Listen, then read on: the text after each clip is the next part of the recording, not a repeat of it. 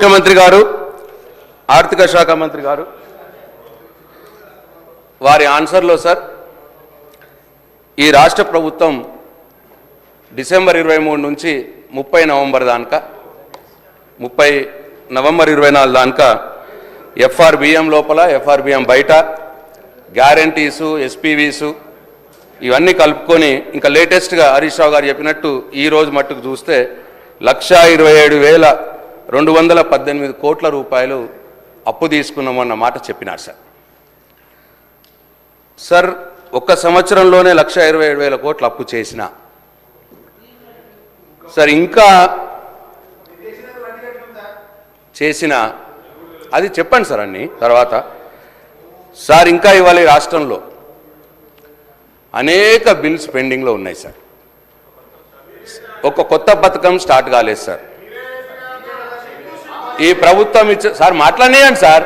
ఈ ప్రభుత్వం నేను అడుగుతున్నా సార్ క్వశ్చన్. ఈ ప్రభుత్వం ఇచ్చినటువంటి 6 గ్యారంటీలు 13 హామీల విషయంలో కూడా వైఫల్యం చెందినారు సార్.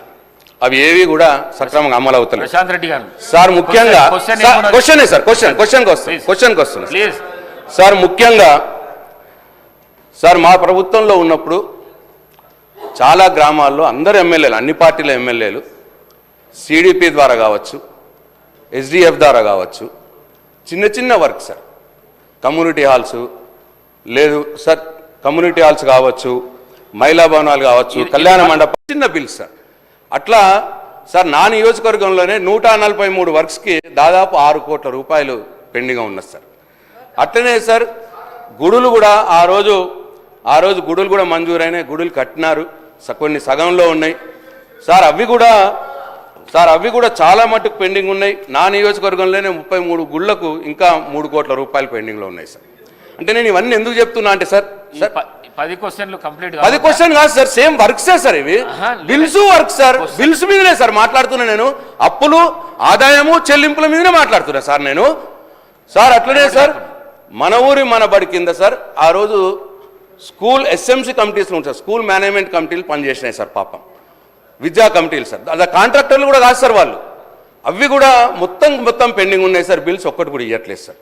ఇట్లా సార్ అందరు ఎమ్మెల్యేలకు సంబంధించిన విషయం ఇది. మీకు కూడా అడుగుతున్నారు గ్రామాల్లో ఎక్కడికి పోయినా కానీ సార్ ఇన్ని 1,27,000 కోట్ల రూపాయలు అప్పు చేసినా సంవత్సరం ఆదాయం వచ్చినా మళ్ళీకి చిన్న చిన్న బిల్స్ ఎందుకు చేయట్లేదు? డబ్బులు ఎటుపోతున్నాయి?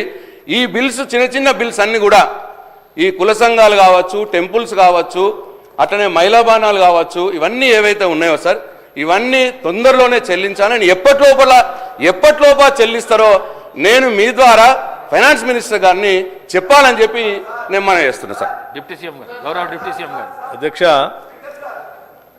గౌరవ సభ్యులు సాధ్యమైనంత వరకు సభను తప్పుదోవ పట్టించడం కోసమే ప్రయత్నం చేస్తూ ఉన్నారు పదే. సరే హరీష్ రావు గారు చెప్పారంటే రాజకీయం కోసం చెప్తా ఉన్నారు అనుకోవచ్చు. మరి ఆయన వారి వెనక ఉన్నటువంటి అంతకుముందు మంత్రిగా లెజిస్లేటివ్ అఫైర్స్ మంత్రిగా చేశారు. వారైతే సత్యదూరమైన మాట్లాడరని నేను అనుకున్నాను. కానీ వారు కూడా అట్లాగే చెప్తా ఉన్నారు అధ్యక్ష. చాలా పెండింగ్లు ఉన్నాయి. మీరు 1,00,000 కోట్లు అప్పు చేశారు, మీరు 1,00,000 కోట్లు అప్పు చేసి బిల్లులు క్లియర్ చేయట్లేదు అంటున్నారు. 1,00,000 కోట్లు మేము చేయలేను. నేను చెప్పేది ఏనండి, మీ మీద గౌరవంతోనే చెప్తా ఉన్నాను. మీరు అడిగారు కాబట్టి అన్నీ చెప్తాను, లేకపోతే చెప్పేవాడిని కూడా. 1,00,000 కోట్లు మేము చేయలేదు అధ్యక్ష. మళ్ళీ ఒకసారి చెప్తా ఉన్నాను క్లియర్గా 52,000 కోట్లు మాత్రమే ఈ ప్రభుత్వం అప్పు చేసింది. దాంట్లో 66,000 కోట్లు వీరు చేసిన అప్పు వడ్డీ కట్టడానికే తీర్చాం అధ్యక్ష. వీరు చేసిన అప్పుకి ప్రిన్సిపల్ అమౌంట్, వారు చేసుకొచ్చిన అప్పు ప్రిన్సిపల్ అమౌంట్కి ఆ వడ్డీకి కలిపి 66,000 కోట్లు మేము ఈ 10-11 నెలల్లో కట్టాము అధ్యక్ష. ఒకసారి ఆలోచన చేయండి. ఈ రాష్ట్ర విభజన జరిగినప్పుడు సంవత్సరం మొత్తానికి అప్పులు ప్రిన్సిపల్ అమౌంట్ లేకపోతే ఇంట్రెస్ట్ అన్నీ కలిపి సంవత్సరం మొత్తానికి 6,400 కోట్లే ఎంత ఉండే కట్టడానికి. అటువంటిది ఈ 11 నెలల్లో ఈ